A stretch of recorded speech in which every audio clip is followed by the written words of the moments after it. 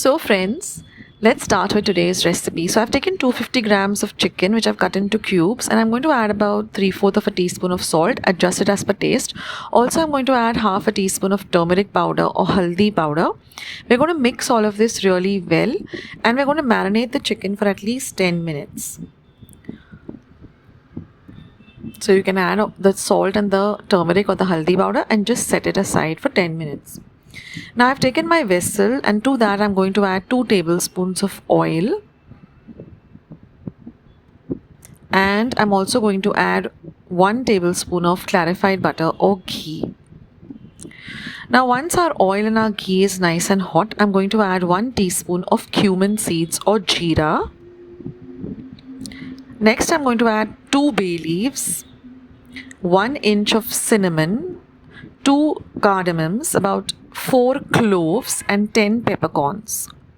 Then I'm going to add 2 dried Kashmiri chilies that I've just broken up into 2, and we're going to fry all of this really well. Now all the ingredients with their measurements will be in the description and the comment section below. Now I've taken 3 medium-sized onions and ground them to a very fine paste in my mixer jar. I'm going to add that, and we're going to fry the onions for at least a whole 5 minutes, stirring continuously. We want to brown the onions really well.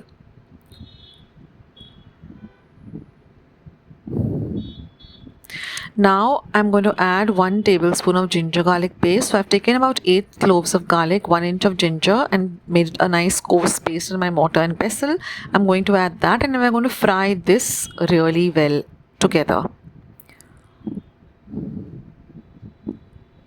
Next, I'm going to add 1 teaspoon of asafoetida or hing, followed by half a teaspoon of haldi powder or turmeric powder. Now here I have 2 teaspoons of dhania powder, coriander powder, 1 teaspoon of cumin powder, half a teaspoon of garam masala, and 1 tablespoon of Kashmiri red chilli powder. Add all of this and mix it really well together.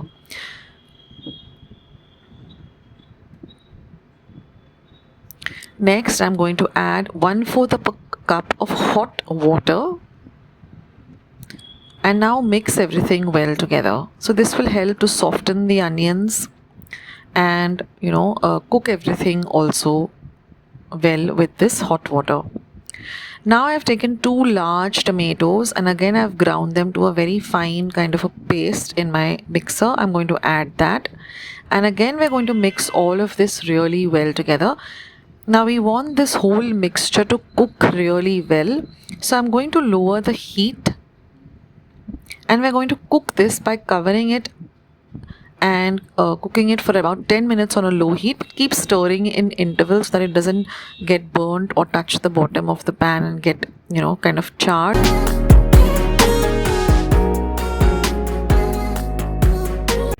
Now after 10 minutes, you will see that everything has really cooked well. The tomatoes have softened, the onions and everything have softened. So just mash it down with a spoon so that you get a nice gravy kind of a consistency. Now you're going to turn off the heat, and you're going to let this mixture come to room temperature completely. If you have a fan in your kitchen, you can add that too. Put the fan on so that the mixture cools quickly. And here I have 1 cup of dahi or yogurt. I'm just going to beat it and set it aside. Do not add the dahi when the mixture is hot. Let it cool. The heat is off, and this mixture has to come to room temperature completely. So once it has come to room temperature completely, we are going to add this beaten dahi or curd, and we are going to mix everything well. Now the reason for this is, if you had to add the cold curd to the hot mixture, it would have curdled. That's the reason. And now once you've added the dahi, just mix everything nicely together.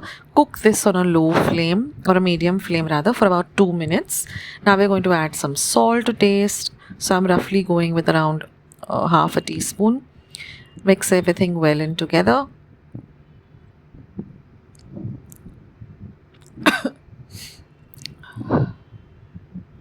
Now I'm going to add 1 teaspoon of Kashmiri chilli powder for that lovely red color to the gravy. Again, mix everything well. You can already get the lovely aroma of the gravy at this time. Now I'm going to add 1/4 cup of hot water, Now we add hot water so that the cooking process remains continuous. If you add cold water, it stops the cooking process. So always add hot water when you're cooking something. And now I'm going to add 1 teaspoon of crushed Kasuri meethi. This really elevates the taste of the dish. So crush it. And now again mix in the Kasuri meethi really well.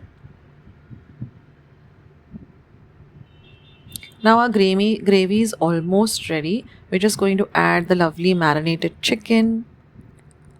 Now we're not frying the chicken because we want the chicken to be nice and soft and tender and absorb all of these lovely flavors of the gravy. Mix everything in well. And now all we have to do is cover and cook this on a low flame and cook it for about 10 to 15 minutes till everything comes together really well, stirring in intervals. And now you'll see after 10 to 15 minutes of cooking it on a low flame, our lovely Tiffin chicken is all ready. All I have to do is just garnish it with some beautiful finely chopped coriander. And when you're serving it, just squeeze some lemon. And I like to have this with some lovely butter rotis. You can have it with chapatis, puris, rice. It's just delicious. So do try out this recipe, guys.